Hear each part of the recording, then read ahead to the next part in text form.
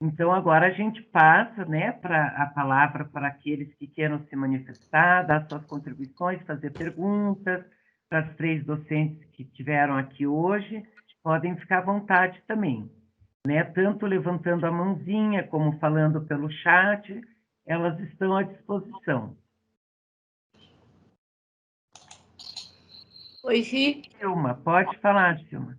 Eu gostei muito da fala da Silvana e da Anne, e a fala da Anne me chamou a atenção para uma reportagem que eu vi hoje de manhã. Quando você fala sobre a questão do trabalho infantil, eu vi um pai reportando na televisão que ele fica com os filhos o tempo todo monitorando o trabalho deles, porque eles são jogadores profissionais de games pela rede. E são crianças. Então, existe uma legislação, porque eu concordo com tudo que você abordou e considero que são questões bem importantes para a gente pensar, e pensando nessa questão agora, de novo, da tecnologia. Como pode um pai, eu vi na CNN hoje de manhã, ele colocar que ele fica o tempo todo monitorando os horários, o tempo que esses meninos ficam no computador ou no celular treinando, porque eles são jogadores profissionais de games. E são crianças menores, crianças de 10, 12 anos. Existe algum aporte, existe algum cuidado? Estou perguntando isso na minha mais transparente ignorância aqui, porque é uma questão que chama atenção. Você vê uma criança sendo... Na verdade, essa criança ela está trabalhando? Como é que isso, né? Como é que esse cenário se configura nessa questão do trabalho infantil? Obrigada. Então, eu posso responder, Gisele? Vamos só ver se tem mais alguém, que daí você já junta tudo, né? Vamos ver quem que gostaria. Cleverson, gostaria de estar falando alguma coisa? Ou não? A Silma levantou a mão. A Silma já falou. Não, perdão, eu sei, desculpa. Eu sim, pode falar, então, assim. Então, quero dizer que as 3 falas hoje foram bastante importantes para mim, né? A questão das tecnologias, elas são, nosso cenário atual, ela exige que a gente conheça um pouco mais sobre esse tema. O tema da Silvana, ele me esclareceu algumas coisas que eu não sabia, né? Essas tipificações da violência. Sim, talvez soubesse, mas não tinha me atentado a esse detalhe, né? Quais são as violências, né? Para além da violência física, né? E a abordagem da Anne Bárbara, ela complementa na questão do trabalho infantil, né? Então, eu só tenho a agradecer, mas ficou assim só uma dúvida, né? Nós temos todos os direitos da criança e do adolescente, né? Todas essas questões que, por um lado, elas são importantes, sim, né?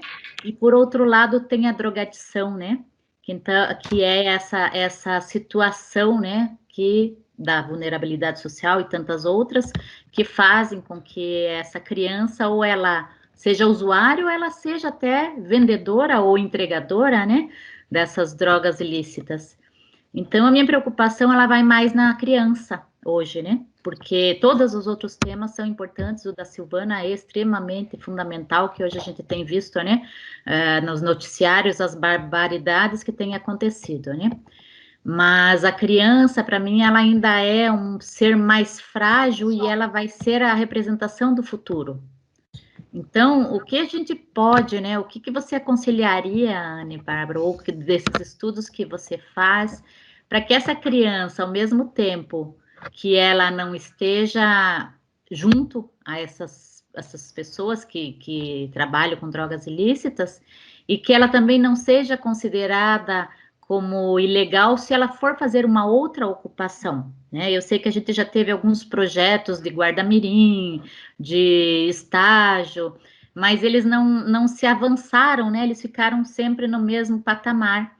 E tem uma outra questão que é a Bolsa Família. A Bolsa Família, ela foi estudada no governo do Fernando Henrique Cardoso, e nos estudos que eles fizeram, o valor da Bolsa Família de um ano era o valor de um detento menor infrator de um mês, numa unidade, não prisional, mas naquelas unidades de recolhimento, né?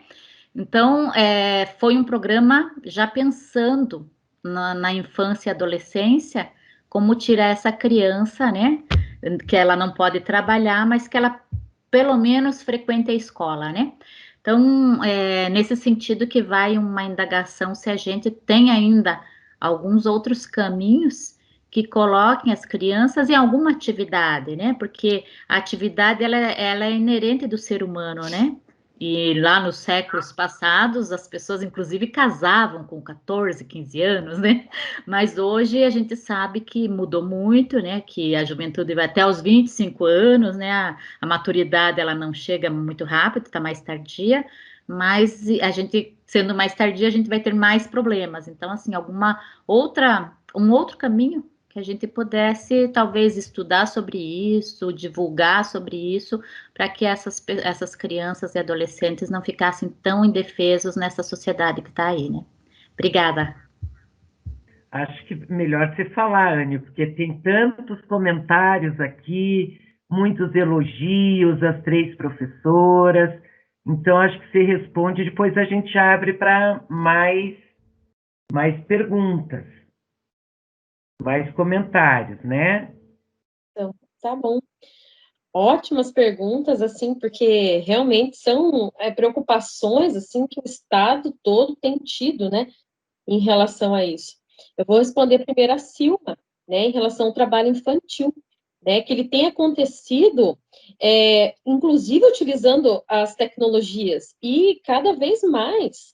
Olha, isso tem sido extremamente preocupante. Tem muitos sites que oferecem trabalho, que oferecem dinheiro para os adolescentes acabam fazendo isso, acabam até se envolvendo em situações criminosas.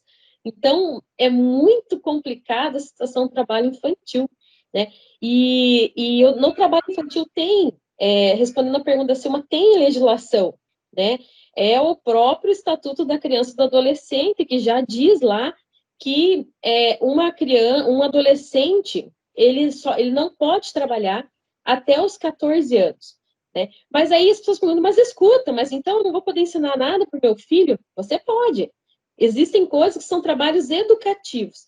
Se, por exemplo, eu vou ensinar as minhas filhas a limpar uma casa, lavar uma louça, são trabalhos educativos. Elas não estão trabalhando para mim, elas estão aprendendo de vez em quando uma situação, não é configuração de trabalho. O trabalho é aquilo que a Silma deu de exemplo, que é estar toda hora treinando, toda hora esforçando. Só é permitido ainda um trabalho educativo, nesse modelo que eu falei, a partir dos 14 anos, ou até um trabalho educativo remunerado. Dos 14 ali até os 16 anos, na condição de aprendizes. Aí ele pode até ser remunerado, mas ele não pode passar de 6 horas por dia. Isso, a legislação, ela protege, né, o adolescente. Não pode passar. E essa remuneração, ela não pode estar atrelada a um trabalho, esforço físico, ele tem que estar atrelado a um aprendizado junto. Então, ele vai ter um momento de conhecimento e o outro para gerar renda. Mas a gerar renda não pode sobrepor ao período de conhecimento dele. Já dos 16 aos 18 anos, ele até pode trabalhar já nessa condição, já ter a carteira assinada, né, como na condição dos aprendizes, já com carteira assinada em algum local, mas aí tem algumas restrições laborais. Ele não pode trabalhar com nenhum material cortante, nenhum material que vai prejudicar a sua saúde, e nem em jornadas muito longas. As jornadas são de 6 horas.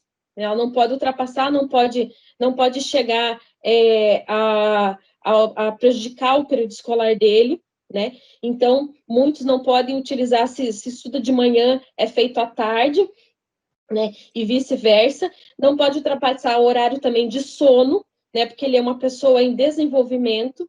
Então, tem uma legislação. Então, até os 14 não pode, de 14 a 16 em trabalhos educativos, e dos 16 aos 18, aí pode ser remunerado com a condição de aprendiz. E os aprendizes, eles têm que participar de projetos, né, de aprendiz. Ele não pode estar solto assim, eu vou pagar alguém aqui para trabalhar comigo na minha empresa, como aprendiz. Não, ele tem que estar vinculado a um programa de aprendiz no município. Programas que muitas vezes é oferecido pelo SENAC, é oferecido por instituições não governamentais. Nesse caso desse pai, ele não pode, é proibido, é contra a lei, eles forçar que os filhos fiquem treinando o tempo todo, sem preservar sua vida pessoal, particular, sem preservar seus horários de sono, seu horário de alimentação, mesmo que seja um treino. No caso dos jogadores de futebol, a gente vê, né, que muitos vão muito jovens para jogar futebol, né? Existe esse respeito também. Há um acompanhamento dos conselhos municipais do direito da criança e adolescente, há um acompanhamento do conselho tutelar também, dessas jornadas. Por exemplo, o jogador mirim, que vai muitas vezes com 11 anos, 12 anos, ele não pode ficar jogando o tempo todo nem treinando. Ele tem um período para ter escola, um período que ele tem que descanso, tem que ter lazer, tem que ter seus direitos respeitados. Então, o período de jogo que ele tem é um período de 6 horas. Não mais que isso, por mais que ele goste. Então, não é um treino. Então, existe legislação, sim, não fica assim solto, né? É uma questão de fazer uma denúncia para o conselho tutelar, né? E também, no caso desse pai, muitas vezes, se não há uma orientação que possa ser feita, à polícia militar. Também, por isso, foi feito um boletim de ocorrência também, né? Desse pai que tem forçado os filhos. Então, é nesse sentido. Para complementar, eu li aqui agora a matéria, eles ficam em torno de 15 horas. Só que quando eles ganham como jogador de futebol, eles ganham o valor, né? Então, é uma coisa que chama mesmo a atenção. E é importante, né, você estar dando essa luz para isso. Você não pode ser denunciado até o próprio Conselho Municipal, né? No caso dos jogadores de futebol, o Conselho Municipal de Direitos da Criança e Adolescente acompanha, né, esse processo dos jogadores que são jovens, né, porque tem que ter seus direitos respeitados. Em relação à pergunta da Elci, realmente, nossa, essa situação da questão da drogadição e até do próprio mercado, né, da droga, né, esse espaço que é um espaço de trabalho, né, é um mercado, é um outro movimento de trabalho, mesmo seja um trabalho ilícito, mas é um trabalho. Eles acabam aliciando pessoas, pagando pessoas, né? E criança e adolescentes são bastante aliciados nesse mercado, porque eles quando são pegos, ou quando há uma denúncia, ele vai para o SENSE, né? Para um atendimento à criança e adolescente que é diferenciado, ele fica ali até os 21 anos. Mas essa situação é bastante complicada, porque são várias situações que não deixam com que a gente acabe, os projetos, os programas, retirem essas crianças desse processo. Primeiro, o dinheiro pago é alto, e ele é um dinheiro que para uma criança ou para o adolescente é fácil conseguir. Vejam, muitas vezes um projeto, a família passa algumas dificuldades econômicas, e essa criança, para levar uma droga do outro lado da cidade, ganha R$200, R$100 que seja. Né? Para ela é um incentivo. A criança, ela trabalha muito com a lógica do incentivo. É a mesma coisa em relação à esmola, né? Esmola no sinaleiro, né? Por que não é bom? Por que na verdade não é incentivado em dar esmolas? Porque você gratifica, porque mesmo que você entenda a situação, você acaba prejudicando um trabalho que vem sendo feito por uma equipe para a retirada das crianças, dos adolescentes dos sinaleiros. Então, se a gente quer hoje políticas, programas que sejam efetivos, a população também tem que ter uma parte de conscientização, mobilização, para que ela não incentive.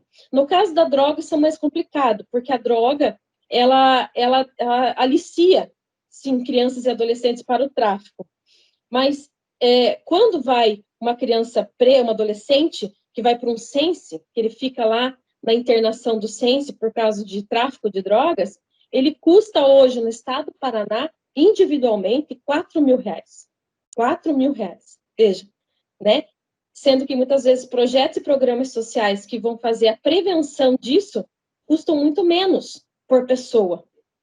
Então, ainda acredito, Elci, que é importante que se tenha projetos e programas sociais que tenham mais um atendimento diferenciado, porque é importante que a gente acompanhe também o desenvolvimento das tecnologias, acompanhe o desenvolvimento da sociedade. O que acontece muitas vezes é que esses programas não são atrativos, nem a criança e muito menos o adolescente. Ele acaba não querendo ficar lá. Não há também um conceito muito apurado de presença ativa, né? Para trabalhar com criança e adolescente não é como trabalha com adulto. Aí o educador, o profissional, né, o técnico, ele tem que estar presente todo momento. Ele não pode, por exemplo, que nem a escola tem sala de professores, ele tem que estar lá no pátio, porque os adolescentes têm uma outra lógica, por exemplo, até de convivência, né? Eles têm aqueles status de grupo, tanto que muitos acabam se vestindo igual. Se a gente olhar os grupinhos, se vestem igual, usam as mesmas gírias para se integrar ao grupo. E quando vem um profissional querendo fazer uma intervenção, por melhor que seja as suas expectativas, as suas intenções, ele não consegue entrar no grupo, porque ele não faz parte. Ele só consegue quando ele tem presença ativa, quando ele tem acolhida, quando ele participa, quando ele consegue entrar nessas rodas. Mesmo que ele não consiga como um outro adolescente, mas ele que pelo menos esteja aberto e acessível. Só assim ele começa a fazer um trabalho.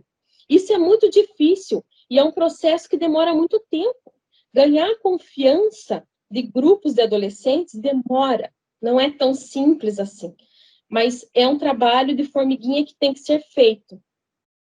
E até algumas experiências são importantes, como a educação profissional, né? Mostrar que existem outras possibilidades, né? Mostrar as outras opções. Os adolescentes são muito dinâmicos, eles querem informações na hora, coisas mais atuais.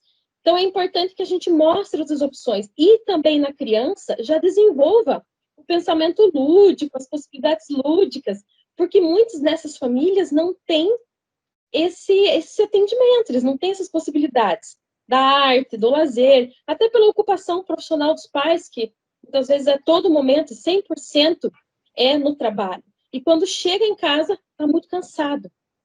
Então, é importante que os projetos mostrem isso, né? E que aliem a essas possibilidades, mas com o que está acontecendo no mundo, com as perspectivas futuras.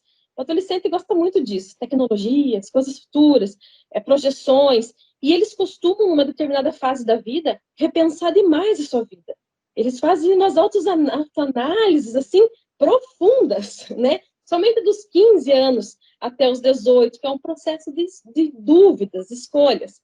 Aí sim é importante que ele esteja inserido num processo onde se apresente para ele outras possibilidades, para além do tráfico, para além das situações que ele tem vivido lá na sua comunidade, mas que ele ultrapasse isso com outras oportunidades, né? Então, e é importante fazer isso com o atendimento da família. Não dá para fazer sozinho. Tem que sempre aliar a família. Mesmo que a família não tenha tempo, mas ela tem que ter, pelo menos, ter um incentivo a esses adolescentes. Eles acabam muito trabalhando com essa projeção com família, toda hora querendo impressionar. Isso é muito importante para o desenvolvimento do adolescente. Só que se a família não liga, se a família não incentiva, nem que seja minimamente, ele acaba sendo desestimulado.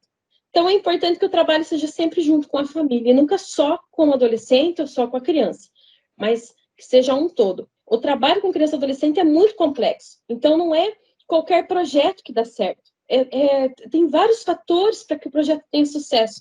E muitas vezes, quando não respeitados, é isso que acontece na maioria dos municípios. Evasão, ninguém participa de nada, não são eficazes, né? Então, existem alternativas, sim, mas a gente tem que pensar modelos que sejam modelos atuais, modelos que respeitem esse processo de crescimento, esse processo de desenvolvimento, tanto da criança quanto do adolescente. Acho que é isso. Muito obrigada, Anne. Muito obrigada. Tem mais uma pergunta aqui no chat, mas antes eu gostaria de saber se mais alguma professora quer se colocar, ou mais alguém, porque daí a gente faz essa pergunta e a Anne, eu deduzo que é para a Anne, que daí nós podemos ir nos encaminhando para o encerramento. Alguém mais gostaria de fazer alguma pergunta para a professora Silma, para a professora Silvana ou para a professora Anne? Então, eu vou fazer a pergunta que consta aqui da Deise. Nessa gestão de retrocesso de políticas públicas, ainda existe o PPCAM? Não sei se você sabe qual é essa sigla, senão a Deise poderia nos explicar. Depende do que... Você sabe do que se trata essa sigla, Anne? Senão a Deise complementa. Acho que é bom ela complementar, porque ela muda, né, de estado, muda de município. Deise poderia explicar melhor para a gente? Vamos ver. Ela colocou que é o programa de proteção. Oi, estava tentando Oi. achar aí. Oi, É um Deise. programa. Tudo bem? É um Sim. programa de proteção a adolescentes e crianças ameaçados de morte. Como eu trabalho especificamente, a maior parte do grupo de atendimento que eu faço são adolescentes envolvidos com tráfico, né? E a fala da professora foi bem pertinente em relação a isso também, né? A essa violência. Eu atendo as maiores favelas aqui de Curitiba, né? As comunidades de muita vulnerabilidade. Então, eu já tive muitos casos de adolescentes que a família tem que tirar, né, com próprios parcos, recursos do lugar. Agora mesmo eu tenho um adolescente que a família encaminhou ele para São Paulo, ele está na casa de familiares. E eu sei que existia essa política, né, que é uma política aqui do estado, do Paraná, que tinha recursos, tinha um número limitado de profissionais e tal, que levavam esse adolescente, essa criança para outra cidade, faziam essa ponte, se esse adolescente tinha, e crianças também, né, porque tem crianças envolvidas no tráfico cada vez mais cedo, né, se tinha algum familiar, essa criança muitas vezes mudava até de nome, a família também mudava, e o governo dava esse suporte, né? Por isso que eu perguntei se ainda existe, porque eu trabalho junto com os técnicos do CREAS aqui de Curitiba. Eu trabalho numa instituição não governamental, mas a gente faz esse atendimento junto, né? Discussão de caso e tal. E eu tentei acessar e não consegui, entende? Então, tive dificuldade. Eu sei que tinha um número reduzido, porque os custos que envolviam eram altos, né? E eu não sei se ainda existe, por isso que eu perguntei. Porque é uma política extremamente importante, né? Porque você está falando de um risco de vida, né? De adolescentes que têm que romper com tudo. O contexto ali, a família, amigos, as relações sociais, né? A cidade, o bairro, tudo para mudar, para não serem assassinados. É isso. Obrigada. Posso responder, Gisele? Sim, Então, fique à vontade, Anne. Então, esse projeto ele ainda existe, né? Apesar de que com muito pouco dinheiro, né? Porque o Estado do Paraná é que subsidia ele, né? Então, provavelmente você deve ter feito, mas o primeiro contato ele é com o NUCRIA, né? Com o Núcleo de Proteção Crianças e Adolescentes, né? E aí cria programa, né?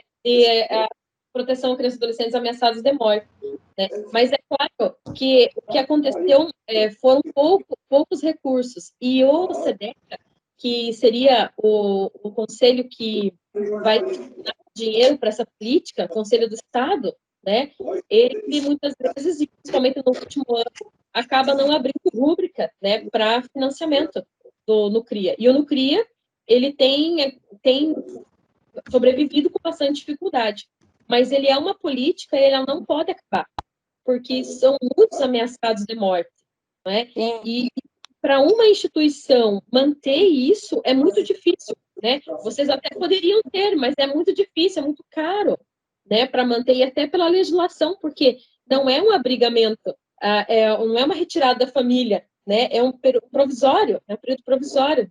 Por isso que o Estado tem essa responsabilidade, né? E o programa de ameaçados de morte, ele conta com, aí, né, eu não sabia dizer hoje o número, mas pelo menos quando eu estava no SEDECA, eram pelo menos 10 casas que tinham para esse tipo de atendimento no Estado. Casas, claro, não ligadas, né, não com seus endereços, mas que faziam acolhida. Ou até momentos que, quando os adolescentes são identificados, a transição do adolescente para uma casa ou para outra. Porque não é o fato de você proteger uma criança, um adolescente de ameaçado de morte, que você vai não respeitar os direitos que ele tem, que é a convivência comunitária, a escola. Ele tem que ter preservado todos os seus direitos, porque senão você está fazendo uma violação maior ainda. O Estado acaba fazendo uma violação de direitos quando ele não respeita os demais. Então, esse adolescente ele tem que estar nesse abrigo provisório do Estado, mas com tudo isso respeitado, direito ao lazer, ao esporte, tudo isso. E tem interlocução com a sua família, né? Em alguns casos é impossível, porque a família está ameaçada de morte. Então, pelo menos, tem que existir o conceito de respeito. Só que ainda existe, sabe? Ele existe ainda, eu acho que ele é um projeto que mais recursos, né? Mas ele ainda existe. Então, quando você não consegue acessar ele através do Nucria, é importante que você faça, então, um ofício ao SEDECA, solicitando ao conselho, porque o conselho, quando você faz um ofício para ele, ele vai encaminhar uma câmara, que é uma Câmara de Proteção aos Direitos, uma Câmara de Conselheiros. Essa Câmara vai oficiar o Nucria e vai oficiar juntamente ao CAOPCA, que é o Centro de Apoio às Promotorias, juntamente para que se acompanhe o caso, para ver se esse adolescente foi acolhido, foi atendido e se tem dinheiro para o seu acolhimento. Né? Então, uma alternativa sempre seja manda para o SEDECA e o SEDECA vai sempre oficiar junto ao CAOPCA para fazer o acompanhamento com o Nucria, para ver se aconteceu mesmo, se ele foi atendido pelo programa de proteção. É isso. Certo, Deise? Respondeu? Então, oi, Deise, não estamos ouvindo. Você está com o microfone desligado.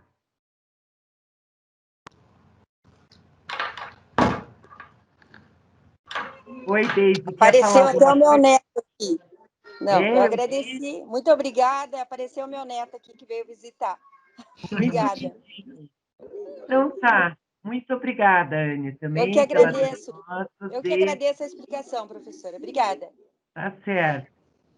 Mais alguém? Acho que não tem mais ninguém que gostaria de fazer contribuições, perguntas. Então, acho que podemos dar por encerrado hoje. Só vamos, na sequência, falar dos nossos, da nossa enquete que fizemos, né? Mas eu queria saber se o Robson está por aí. Sim, eu tô aqui. Quero agradecer imensamente a exposição das 3 professoras. Foi bastante elucidativo, também aprendi bastante. Vou pedir encarecidamente para a Silma e para a Anne encaminharem a apresentação para que no momento da edição eu possa colocar os slides e aí fica mais interativo no vídeo que vai para o YouTube, tá bom? E, novamente, muito obrigado pela disponibilidade e foi ótimo ouvir vocês hoje. Tá bom. Tânia, gostaria de falar alguma coisa? Então, eu queria falar em relação da consulta que foi feita essa semana para os alunos, né? A gente enviou por e-mail e no WhatsApp também. E o WhatsApp que eles tiveram uma boa resposta, uma boa participação. Até o meio da semana a gente estava com 95% dos alunos que responderam. Está fazendo eco, né? E depois, através de uma busca ativa, né, a gente conseguiu finalizar com 100% dos alunos. Então, eu queria primeiro agradecer essa participação e o comprometimento deles, que isso é bem importante para a gente agora fazer esse direcionamento dos próximos passos, né, que vão ser. E aí a Gisele vai dar um apanhadinho geral só para dar um feedback para vocês de como que a gente vai dar sequência ao nosso trabalho agora. Gi, pode falar aí? Só esqueci. Antes eu gostaria de liberar os professores que quiserem, né? Agradecendo imensamente a participação hoje, que foi um dia maravilhoso, mais uma tarde assim muito enriquecedora para todos nós. E às vezes não é fácil para um professor estar aqui no sábado à tarde, né? Então, sintam-se à vontade, se quiserem ficar, permanecem, mas se tiverem outros compromissos, sintam-se à vontade para se retirar com os nossos imensos agradecimentos. Obrigada, Silma, obrigada, Silvana Escortinho, obrigada, Anne Bárbara, pela tarde maravilhosa de hoje, tá bom? Bom, Obrigada. Obrigada. Só uma pergunta, hoje não tem Catuta? Hoje a Catuta não entrou. Nós ficamos devendo a Catuta, mas na próxima ela vem, porque ela é uma das docentes, então ela vai ser obrigada a vir. Daí ela vai nos fazer uma meditaçãozinha, tá bom? Obrigada. Obrigada, Obrigada para todo mundo, obrigada. Obrigada a vocês. Bom,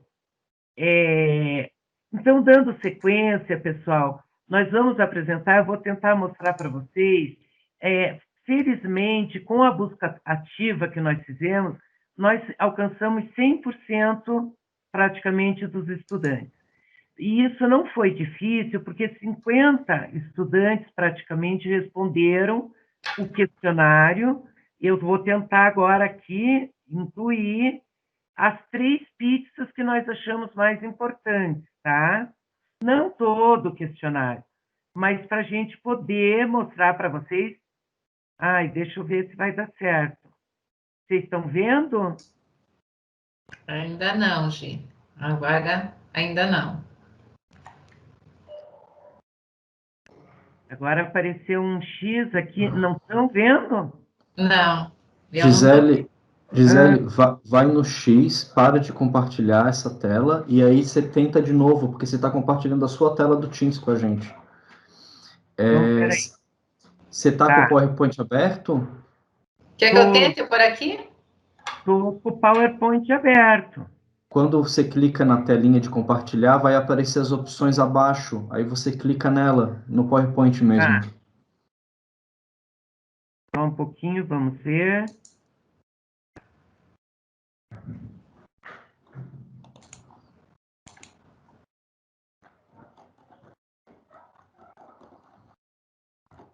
Deu agora?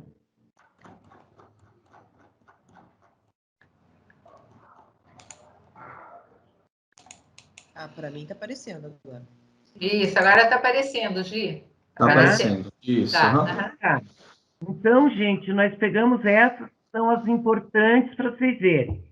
Vejam ali, você tem acompanhado as atividades de rodas de conversa da especialização? 77,4% disseram sim, de maneira síncrona ou por meio dos vídeos disponibilizados no canal do YouTube.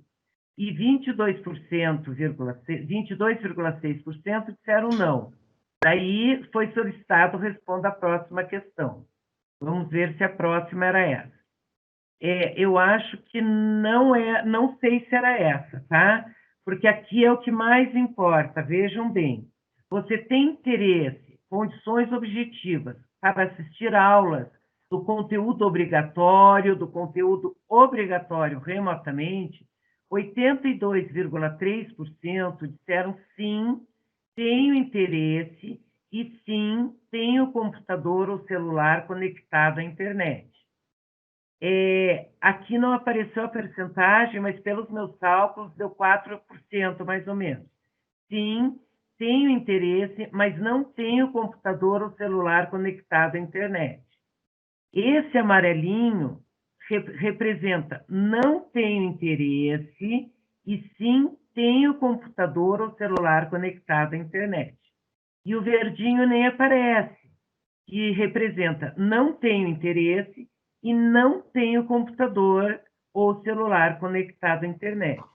Vocês vejam que por esse resultado aqui, tudo nos leva a crer que a imensa maioria quer retomar as atividades remotas, as atividades curriculares, tá? Pelo menos 82,3%. E somando esses 82,3% com aqueles que não têm interesse, mas têm computador, nós alcançamos uma marca de 96,8%.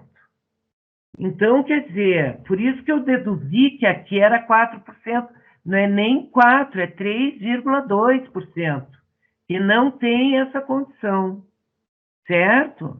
Mas vamos à última para vocês verem, ó.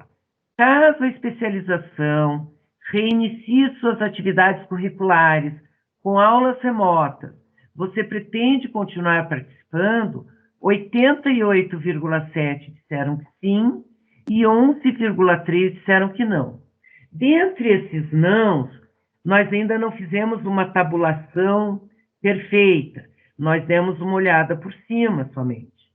Mas dentre esses nãos tem vários motivos.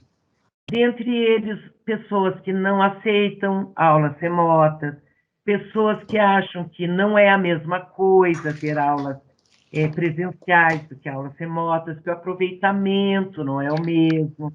Enfim, é uma série de respostas que nós vamos tabular e mostrar para vocês logo assim que possível. Por quê?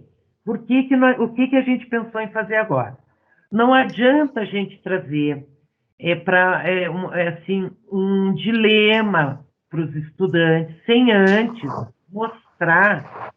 falar com os professores, para ver o que eles também acham. Porque o que adianta a gente levantar toda uma expectativa, né, para vocês de que podemos continuar as aulas, recomeçar ou não, vai depender, né? E os professores se manifestarem que não vão dar aulas remotas, por exemplo. Então, nós vamos pegar essas pizzazinhas e fazer uma reunião agora com os professores e ver com eles se eles se dispõem ou não a dar essas aulas remotas, o que eles pensam sobre isso, enfim, fazer uma discussão com os docentes para que eles se manifestem em relação às respostas que vocês deram, obviamente que respostas, assim, sem citar nome, sem expor nada e nem mesmo respostas, vamos dizer assim, de qualificações, apenas os sims e os não, né? A partir das respostas dos professores, nós vamos marcar um encontro com vocês no Google Teams, trazer todas as respostas tabuladas e mais o posicionamento dos docentes para que a gente chegue a uma conclusão mais definitiva com todos vocês, né? E possamos já dizer se vamos ou não retomar, afinal, essas aulas. Uma outra coisa que eu acho importante, eu vou só voltar aí para falar com vocês. Deixa eu só desligar, então. Acho que já deu, né? Eu vou mostrar de novo aqui. Essas rodas de conversa têm sido acompanhadas por alguns, né? Por 77,4%. Nós temos 82,3% que querem retomar as aulas, agora, a partir desse ano já, tá? Isso é importante porque tem uma pizza lá que deixa isso mais claro. E temos essa última de pessoas que não pretendem continuar participando, 11%, e os mesmos 88%, assim, um pouco mais aqui, né? Disseram que 88,7% diz que continuariam participando, ok? A questão é, eu fiz uma projeção aqui. Muito proforme, assim, só para ver se nós conseguiríamos, retomando as aulas, já que a maioria está se manifestando a favor da retomada das aulas em outubro. Eu fiz um cronograma apenas como uma projeção, se daria tempo. Oi? Alguém quer falar? Eu já estou encerrando para abrir a discussão, tá? Mas só para vocês terem ciência. Eu fiz um cronograma de projeção, só para vocês saberem, porque eu achei importante também fazer isso. Se nós começarmos as aulas em outubro, dia 3 de outubro desse ano, e formos até mais ou menos 12 de dezembro, e vem férias, né? Afinal, todo mundo tem direito a um descanso esse ano, porque bem ou mal nós fizemos atividade. Daí retomaríamos agora eu não lembro se é final de fevereiro ou março, nós conseguimos encerrar essa turma no final de novembro, ok? É possível isso, inclusive com um pouco de férias em julho ainda. Então, é isso que nós tínhamos a repassar hoje para vocês já terem essa ciência de que existe uma tendência a nós retomarmos as aulas, por enquanto, se formos acatar a maioria dos estudantes e se os professores também aceitarem essa proposta, tá? E que é possível, perante um cronograma, nós encerrarmos essa turma em novembro ou início de dezembro de 2021. Eram essas as informações, a gente deixa em aberto, se alguma pessoa quiser se manifestar, fique à vontade. Deixa eu fazer uma complementação, então, aproveitando aí a fala da Tânia e da Gisele, nesse sentido. A UFPR ela tem uma resolução que versa sobre as pós-graduações e o ensino remoto desde maio de 2020. A especialização ela optou por não aderir, porque a gente não sabia qual seria o cenário nos meses seguintes, né? E hoje a gente sabe que não voltaremos à sala de aula até o fim do ano. E, honestamente, em virtude do quadro de pandemia, eu, enquanto professor, sou bastante grato a isso, já que eu não preciso me colocar nesse risco, tão menos os alunos e os trabalhadores da universidade. Pensando nisso, por que a gente está apresentando só essas respostas? Porque a gente ainda não conseguiu trabalhar os dados. E é sempre importante, quando a gente apresenta dados, que a gente possa trabalhar com eles antes, até para entender o que eles nos falam, né, num aspecto mais global, né? Mas a gente queria dar esse retorno já para vocês, pensando também a surpresa que tivemos pela rapidez com que vocês responderam, né? E por isso, tanto eu, Gisele e Tânia, agradecemos o retorno.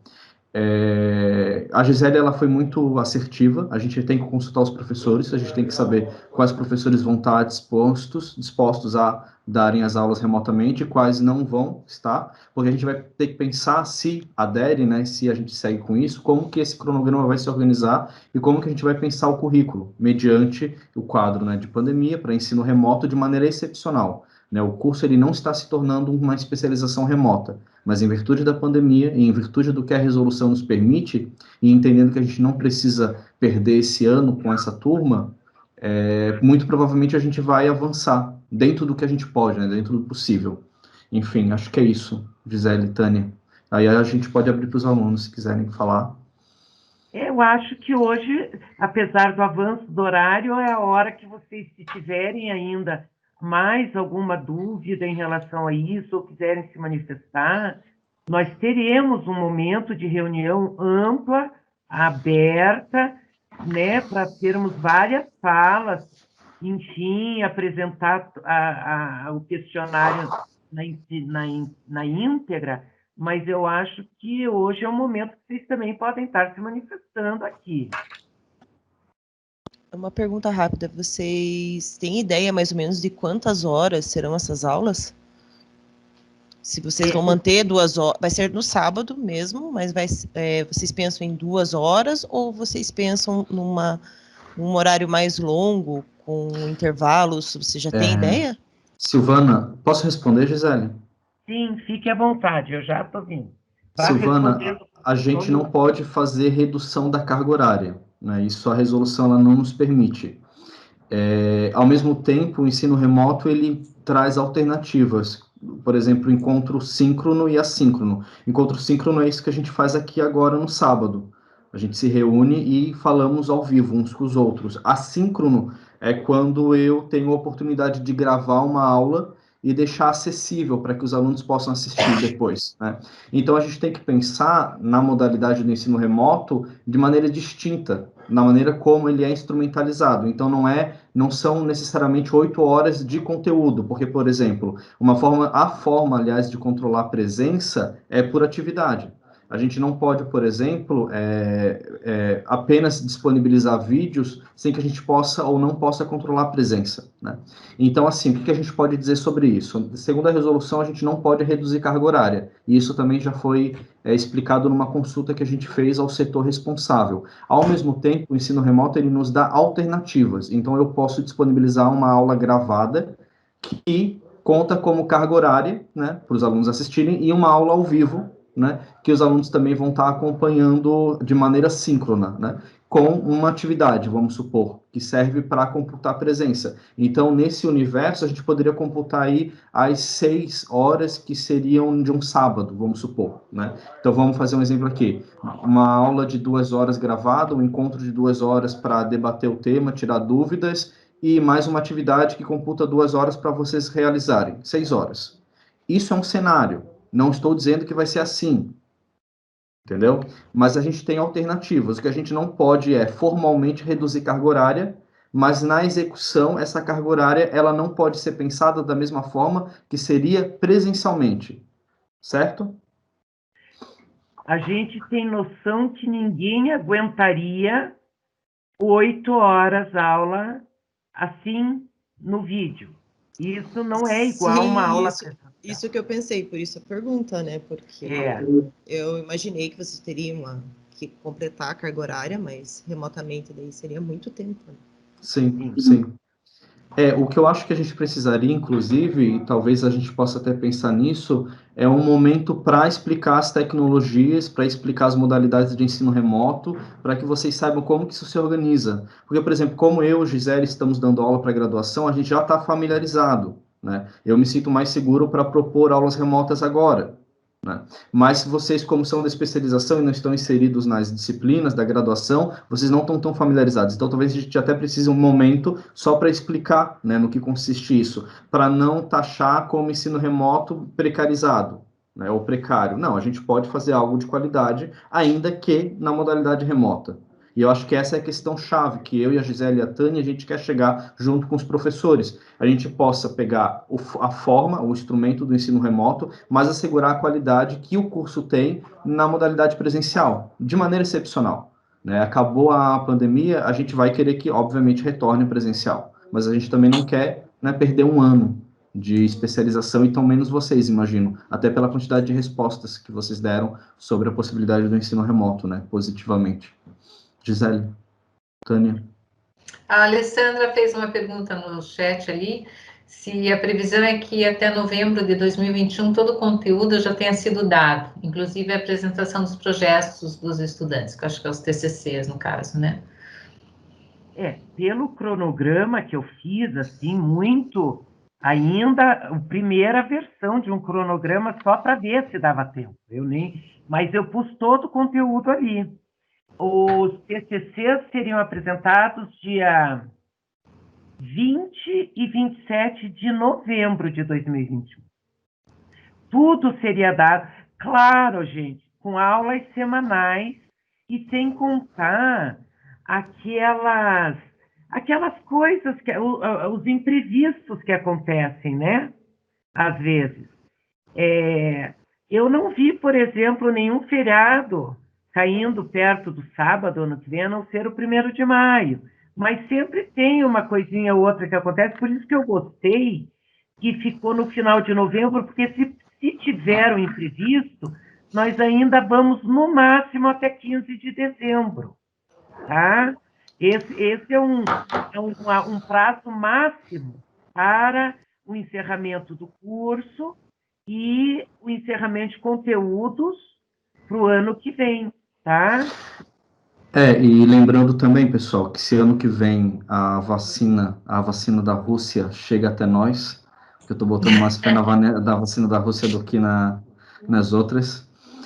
Se a vacina chega e a gente está assegurado, as aulas presenciais voltariam, né? Tanto é que, por exemplo, módulos que contam com saída de campo, né, por exemplo, não vão poder ser ofertados agora. Assim como talvez alguns professores digam, eu não tenho condições de dar o meu módulo de maneira remota. Então, a gente vai, na melhor das hipóteses, inclusive, adiantar módulos que o professor julgue ser possível. Então, talvez a gente precise, né, eu, Gisele e Tânia, junto com os professores, pensar uma reorganização, para que a gente possa privilegiar, pensando a possibilidade de retomada presencial, aqueles módulos que não podem ser dados de outra maneira, né, Gisele e Tânia? Isso também tem que ser considerado. Isso eu já previ mais ou menos. Por exemplo, a questão ambiental eu já deixei como último módulo, ou penúltimo, porque deduzindo que é verão, o ano que vem, e que provavelmente já teremos voltado a presencial, porque a Helena faz visita nas ilhas de barco. Então,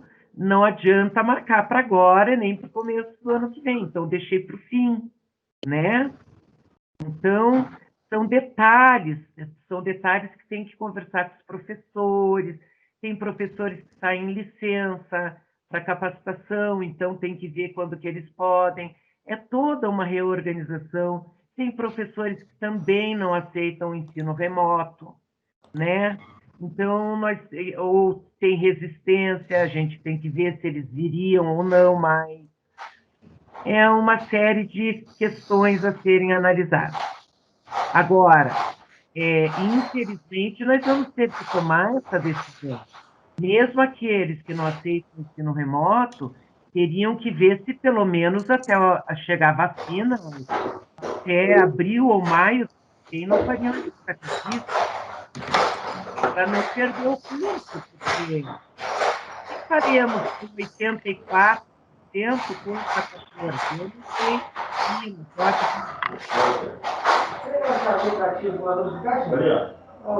Ila, pode falar.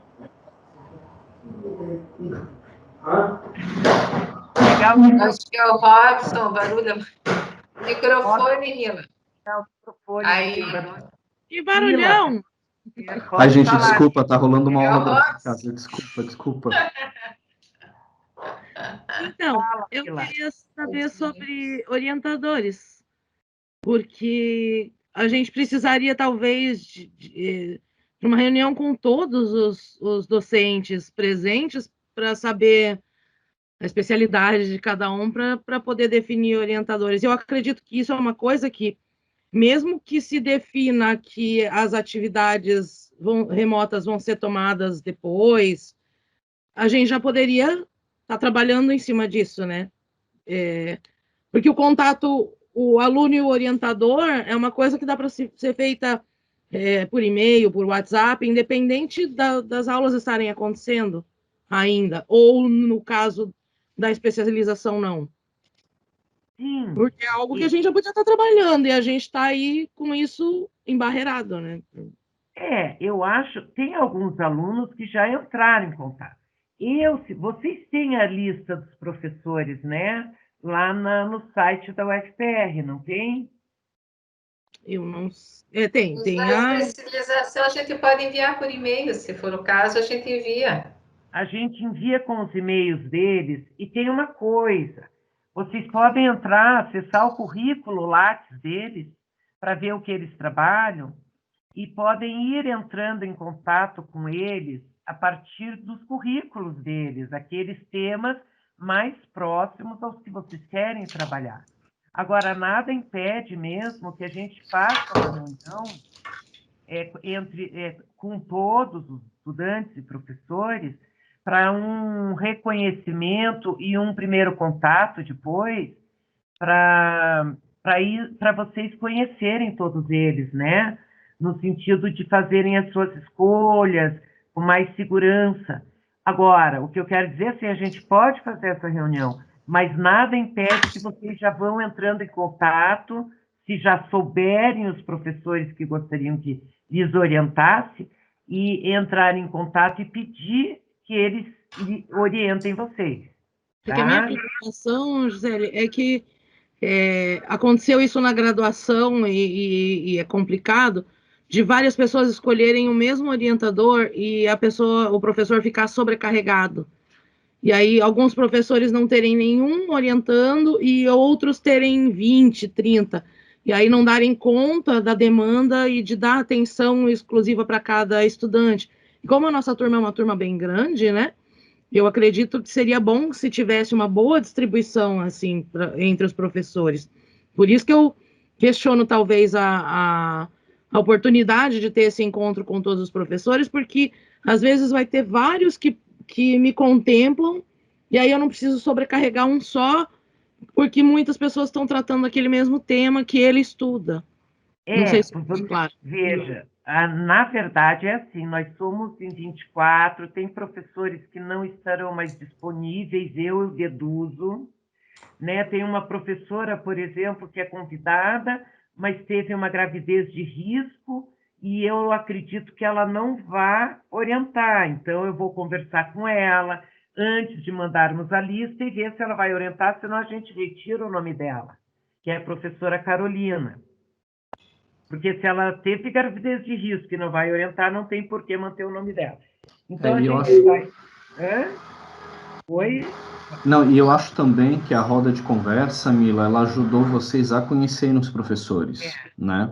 Então, eu acho que também a roda, no fim, foi boa, porque vocês não precisaram esperar o início das aulas para, né? Então, assim, óbvio, né? Vocês vão anotando os professores que são mais próximos dos temas, né? E a gente vai pensar numa logística, porque nenhum professor pode ficar sobrecarregado, da mesma forma, né, que todos devem orientar. Mas o mais importante nisso é ter claro que, olha, a gente só vai conseguir pensar também em projeto de pesquisa, né, de conclusão de curso, se a gente começa o curso também, né? E pensando os módulos que contam carga horária de ensino. Porque senão a gente vai acabar antecipando as etapas. Eu vou fechar o microfone porque a obra começou aqui. Porque é como, só para eu terminar, o que, assim,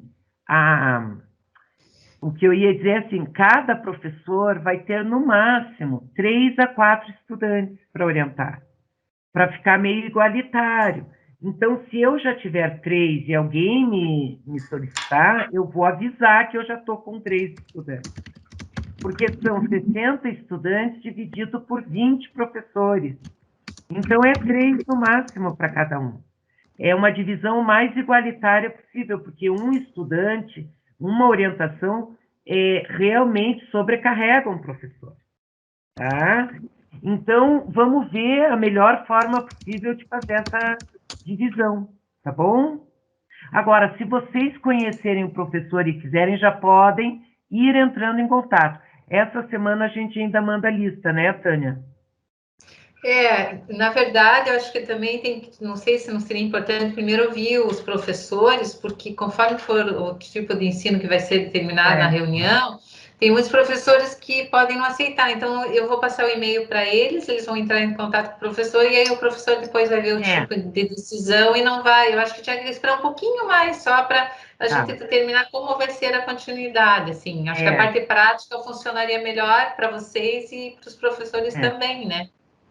E outra coisa que eu queria dizer, assim, a minha previsão é começar mesmo com a questão social, porque nas outras turmas os estudantes sempre reclamaram que a questão social não vinha no começo. Então, o módulo de fundamentos eu manteria no começo.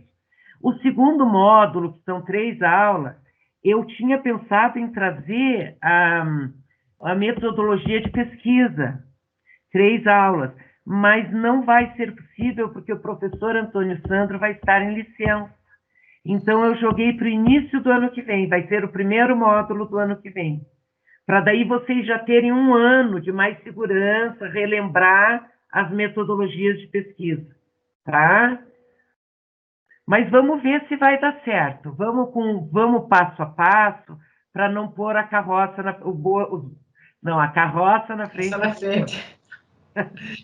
Mais alguma dúvida por hoje, pessoal? Mas, Mila, se você precisar de e-mail, algum professor, algum contato, não tem problema, tá? Você entra em contato que a gente disponibiliza, tá? Não tem problema.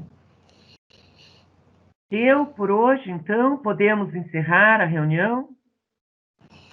Acho que sim, gente. Tá. Agradecemos a todos, então, né? Uma boa semana, bom Não, boa quinzena para todo mundo e qualquer coisa a gente está à disposição, tá? Obrigada e até a nossa última roda, dia 5 de setembro. Tudo de bom para vocês. Beijo. Bom fim de semana para vocês. Tchau.